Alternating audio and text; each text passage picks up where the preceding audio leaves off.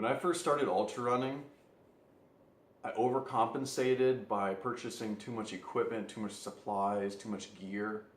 And I found that by paring down to the essentials, I've relinquished myself from a burden.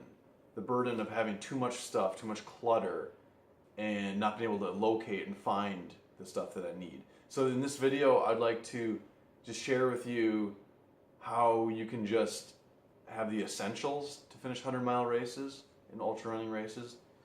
And also, based on the minimalist lifestyle that I've adopted, how you don't need nearly as much as you may think you need.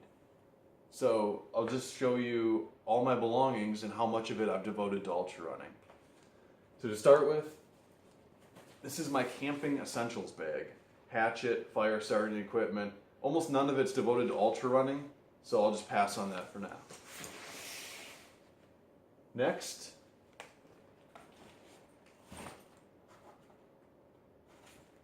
this is my entire clothing wardrobe closet right here. This little carry-on bag. This tray is all my ultra running clothing. So windbreaker, warmer leggings, thinner leggings, technical t-shirts, compression shorts, base layer underwear, and that's pretty much all you need to run a 100-mile race for clothing items.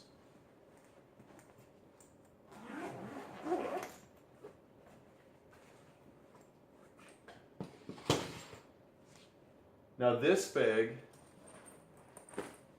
these are like my personality items, the items that make me happy, that I like, my identity.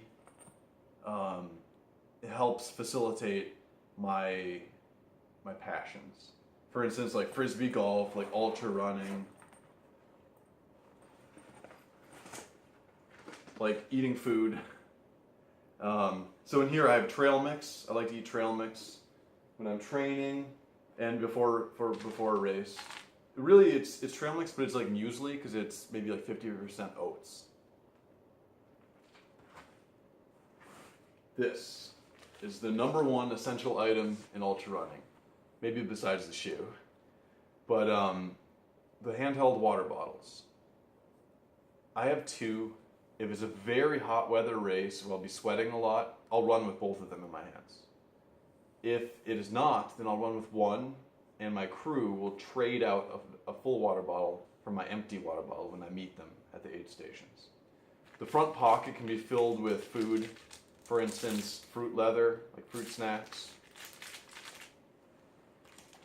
Lara bars, and Cliff bars. And also gels. Put gels in there too. And the front pocket here, you can put your trash. So the wrappings, the wrapper, can go in there. That way you're not littering on the trail, which is a disqualification in most races. You don't want that. So now I have organized most of the rest of my ultra running gear into this tote bag.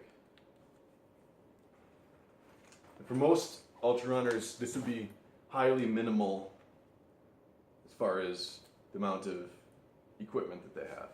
But I found that this is just the essentials right here. This is everything I need to finish a race, 100-mile race, finish well. So, sunglasses, very helpful. I use them in every 100-mile race. Don't want to be squinting, it's just extra strain you don't need. This hat, with the flaps on the back, and the flaps on the side, and with the vents, very helpful in hot weather races with a lot of direct sunlight. Keys 100, Javelina 100, Badwater Salton Sea, this was absolutely essential. In a race more on trails, you don't need it because the forest canopy will give you enough shade where you don't need this. Toe socks. There's a company in Gingy that creates these toe socks. They're like gloves rather than regular socks, they're more like mittens. And they prevent blistering between the toes and friction between the toes. Absolutely recommend it. Arm sleeves can be very helpful In hot weather races, you can wear the white ones and you can put ice in there to help cool you off. In cold weather races, you can wear the darker ones with some padding and help keep you warm. These are gaiters. They go around your ankles and they prevent pebbles and rocks from getting in your shoes. Very helpful on trail races. This is a buff. You can put it around your neck and you can put ice in it. I use it Javelina 100, Keys 100, I use buffs. Headband for very sweaty, hot, sweaty races. This one has a lining of plastic to keep the sweat from going in your eyes. Very helpful. I'll show you inside the tote here how everything's well organized. So we have a reflective belt with reflective ankle straps. I prefer that over the reflective vest, although most runners use the reflective vest. Blinky lights help make yourself visible and seen so cars don't hit you, or if you fall down a ravine in the trail, they can locate you easier. Wet wipes, in case you have a emergency restroom break out on the trail. You can put some in the handheld water bottle pockets as well, so you have it with you out there.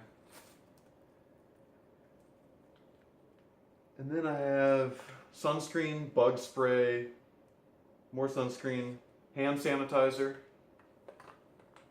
for when that bathroom break happens out in the woods. I have ibuprofen, Noon, it's an electrolyte tablet you can put in your water. And then along the side of the tote, I have these gels, which V-Fuel is a fuel that they handed out at the Fort Clinch 100-mile race, and it worked well for me out there. At the aid stations, I would pick some up and use it, and it sat well with my stomach, so I stocked up on some V-Fuel. I also have nipple guards.